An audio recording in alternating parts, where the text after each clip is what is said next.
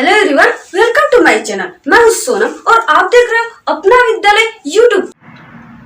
आज के इस वीडियो में हम पढ़ेंगे क्लास 12 केमिस्ट्री पार्ट फर्स्ट के कुछ इंपॉर्टेंट टॉपिक, जैसे आपके बोर्ड एग्जाम में आते हैं कैसे प्राप्त करेंगे। ये आपके बोर्ड एग्जाम में 2 मार्क्स 2 नंबर के आते हैं, जो कि काफ़ी इम्पॉर्टेंट है। और ये आपके चैप्टर जैव अणु, ठीक है, ये नहीं कि आपको जैव अणु चैप्टर पूरा का पूरा नहीं पढ़ना है। ये आपके अगर मन में अभी तक भ्रम है तो आप लोग इसे बिल्कुल अपने मन से निकाल लें, क्योंकि आपको जैव अणु चैप्टर के कुछ टॉपिक नहीं पढ़ने हैं। ये नहीं कि आपको पूरे के पूरे जैव अणु चैप्टर ही नहीं पढ़ने हैं। तो यहाँ पे हम आपको जो जैव अणु में इम्पॉर्टेंट जो रिएक्शन है कैसे प्राप्त करेंगे, आज के इस वीडियो में इसी पर हम डिस्कस करेंगे, यही बताएंगे। तो यहाँ पे जो हमारा फर्स्ट है कैसे प्राप्त करेंगे वो है इनुलिन से फ्रक्टोज कैसे प्राप्त करते हैं, समीकरण दीजिए। ये हो गए हमारे फर्स्ट कैसे प्राप्त करेंगे, जो आपके बोर्ड एग्जाम में हमने बताया कि 2 नंबर के आते हैं। तो यहाँ फ्रक्टोज को एनुलिन का तनु हाइड्रोक्लोरिक अम्ल HCl के द्वारा जल अपघटन करके बनाया जाता है। तो यहाँ पे बोला गया है कि जल अपघटन, ठीक है। अगर जल अपघटन रिएक्शन में आपको बोल दिया गया है तो आप यहाँ से समझ सकते हैं कि जो एनुलिन है उसकी रिएक्शन किसके साथ कराना है, जल अपघटन अर्थात H2O के साथ कराना है, ठीक है। इन दोनों का रिएक्शन कराकर हमें क्या प्राप्त करना है, फ्रक्टोज प्राप्त करना है, जैसा कि इस प्रकार यहाँ पे दिया गया है। तो सबसे पहले सभी को इनुलिन की फॉर्मूला याद होनी चाहिए। तो जो इनुलिन का फॉर्मूला होता है वो होता है C6H10O5, ठीक है। ये एनुलिन का फॉर्मूला है, इनुलिन।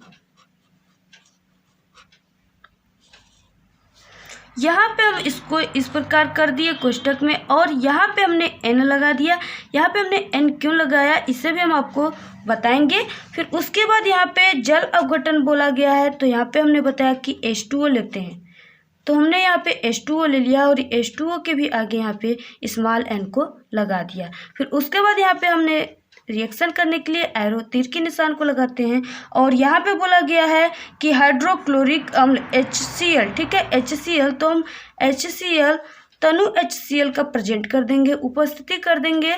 तो यहाँ पे देखिए जो प्राप्त होगा वो होगा फ्रक्टोज, ठीक है, फ्रक्टोज प्राप्त होगा। तो जो फ्रक्टोज का फॉर्मूला होता है वो होता है C6H12O6, ठीक है। इस प्रकार C6H12O6 जो है वो फ्रक्टोज का फॉर्मूला होता है। तो इस प्रकार यहाँ पे हमारा फ्रक्टोज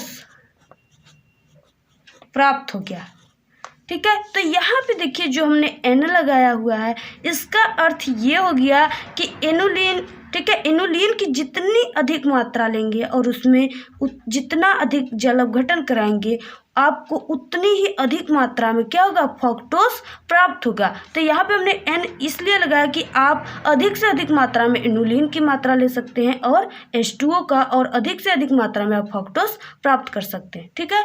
तो यहाँ पे इस प्रकार ये हो गए, हमने इसको कोष्टक में लिखा, आप इसे कोष्टक के बाहर भी लिख सकते हैं। तो ये हो गए हमारे फर्स्ट रिएक्शन, जो कि काफ़ी इंपॉर्टेंट है और आई होप कि ये समझ में भी आए होंगे आपको। तो सेकेंड जो हमारा रिएक्शन है उसे देख लेते हैं। तो सेकेंड जो रिएक्शन है वो है ग्लूकोज से ग्लूकोनिक अम्ल कैसे प्राप्त करेंगे, जो कि काफ़ी इंपॉर्टेंट है, कई बार आ चुके हैं और ये आपके अनसॉल्व्ड पेपर के भी इम्पॉर्टेंट क्वेश्चन रहे हैं।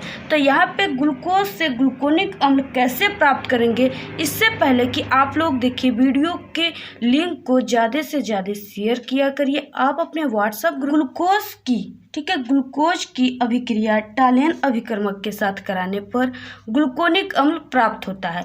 तो यहाँ पे जो ग्लूकोज होता है, ठीक है, ग्लूकोज या ग्लूकोज होता है, इसकी जो फार्मूला होती है वो अणु सूत्र में तो इस प्रकार होती है C6H12O6, ठीक है।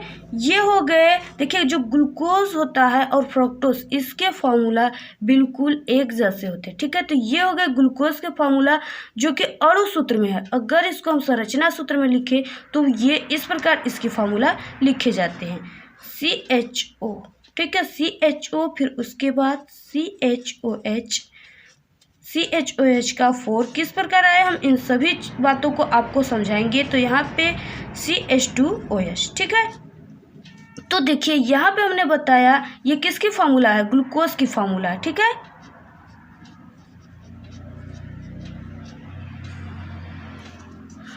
तो देखिए यहाँ पे हमने बताया कि C6, ठीक है, 6 का जो मीन्स है वो क्या है, यहाँ पे कार्बन की संख्या 6 है।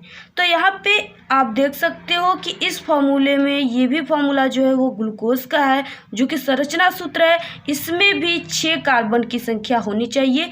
तो यहाँ पे 4 हमने लगा दिया, जिससे कि इसमें कितने कार्बन है, 4 कार्बन है, 4 कार्बन है, और एक यहाँ पे 5 और यहाँ पे एक 6। इस प्रकार हमारे 6 कार्बन हो गए। और हाइड्रोजन कितने हैं, 12 है, ठीक है, 12 है। तो इस प्रकार यहाँ पे देखिए 4 लगाया तो 4 हाइड्रोजन, 4 हाइड्रोजन, अर्थात इस कोष्टक में जो हाइड्रोजन की संख्या है वो टोटल 8 है, ठीक है। यहाँ पे 8 और 1 यहाँ पे हो गए हैं, ये हो गए 9, और यहाँ पे 10, 11 और यहाँ पे 12, ठीक है। इस प्रकार 12 हो गए। और ऑक्सीजन की संख्या यहाँ पे हमने 4 लगाया, 4 ऑक्सीजन, एक यहाँ पे, एक यहाँ पे, 4 2 6 हो गए। तो इस प्रकार हमारे 6, ठीक है। तो इस प्रकार आपको आई होप के समझ में आ गए होंगे। तो ये हो गया ग्लूकोज। फिर उसके बाद ये हमें प्राप्त करना है ग्लूकोनिक अम्ल, ठीक है। और इसकी जो रिएक्शन है ग्लूकोज का वो हमें टॉलेन अभिकर्मक, टॉलेन रिजेंट के साथ करानी है। तो यहाँ पे प्लस जो टॉलेन रिजेंट होता है, टॉलेन अभिकर्मक होता है, उसका जो फॉर्मूला होता है, उसकी जो पहचान होती है वो होता है Ag2O, ठीक है। जो Ag2O है वही है टॉलेन अभिकर्मक।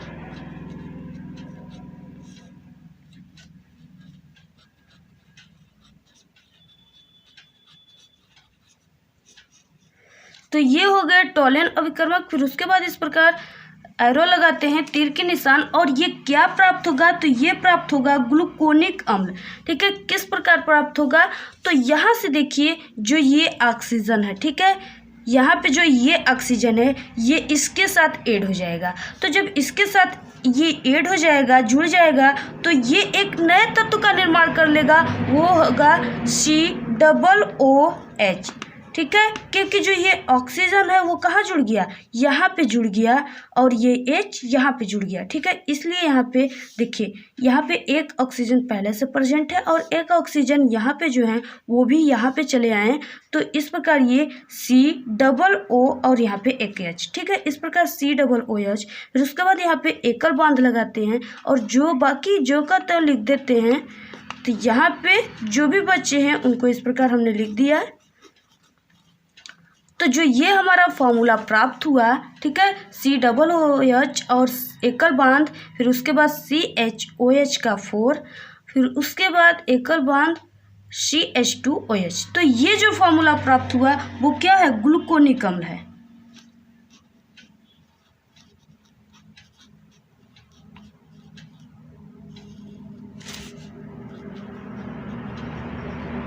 ये प्राप्त हो, ग्लूकोनिक अम्ल प्राप्त हो गया। और यहाँ से हम देख रहे हैं कि एक ऑक्सीजन इसके साथ ऐड हो गया, बाकी हमारे जो यहाँ पे तत्व बचे हुए हैं वो Ag2, ठीक है। जो सिल्वर की संख्या है वो 2 बचे हुए हैं। तो इस प्रकार यहाँ पे प्लस Ag, ठीक है, प्लस 2Ag, जिसे सिल्वर दर्पण या रजत दर्पण कहते हैं, ठीक है। इसे क्या कहते हैं, रजत दर्पण। तो ये रजत दर्पण का अवक्षेप प्राप्त हो जाता है। इस प्रकार देखिए हमारे रिएक्शन भी बैलेंस है। शेयर भी ज़्यादा से ज़्यादा करिए, जिससे कि आपके फ्रेंड और आप सभी लोगों का हेल्प हो सके। तो फिर उसके बाद देखेंगे नेक्स्ट, और वीडियो को बिल्कुल अंत तक देखिए और बिना स्किप किए देखेंगे, तभी आपको हमारी पूरी बातें समझ में आएंगी। फिर उसके बाद नेक्स्ट है ग्लूकोज से सर्बिटाल कैसे प्राप्त करेंगे, ठीक है। तो जब ग्लूकोज से सर्बिटाल कैसे प्राप्त करेंगे, अगर ये आपके बोर्ड एग्जाम में आएंगे तो आपको किस प्रकार लिखना है, ठीक है। इसकी रिएक्शन को भी हम देखेंगे। तो यहाँ पे जब ग्लूकोज का अपचयन करते हैं, ठीक है, जब ग्लूकोज का अपचयन करते हैं तब जाके सर्बिटाल प्राप्त होता है।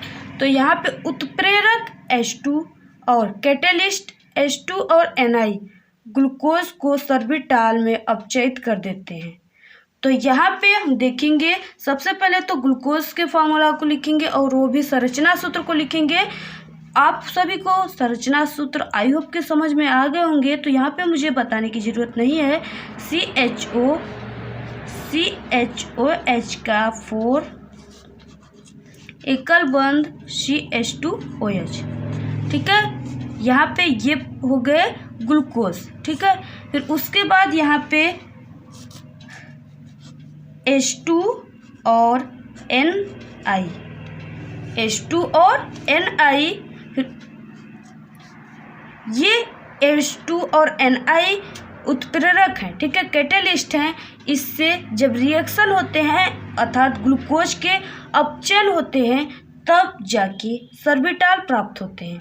तो यहाँ पे देखेंगे, देखिए जब भी आपको रिएक्शन में अपचयन करने के लिए बोला जाए, ठीक है, अपचयन करने पर, तो अपचयन के लिए आप हाइड्रोजन को जरूर लेंगे, ठीक है, क्योंकि जब भी किसी तत्व का अपचयन किया जाता है तो उसमें हाइड्रोजन जरूर भाग लेता है। तो यहाँ पे हमने हाइड्रोजन ले लिया, तो इस हाइड्रोजन को इसमें ऐड कर देंगे, ठीक है। तो देखेंगे हम ऐड करके कौन से तत्व का निर्माण होता है, तो वो CH2OH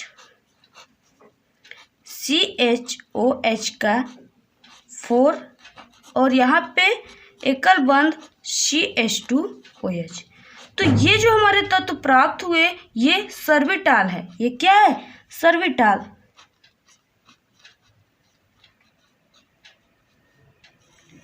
तो ये किस प्रकार प्राप्त हुए, तो यहाँ पे देखिए C, ठीक है, C है। फिर उसके बाद हमने बताया कि ये जाकर कहाँ ऐड हो जाएगा, H2 जाकर इस कार्बन के पास ऐड हो जाएंगे, क्योंकि यहाँ पे अपचयन करने के लिए बोला गया, इसलिए हाइड्रोजन से इसका रिएक्शन कर रहे हैं, ठीक है। तो यहाँ पे CH2 और फिर उसके बाद OH, तो यहाँ पे CH2OH हो गया और बाकी जो का त्यों हमने उसी प्रकार यहाँ पे लिख दिया, ठीक है।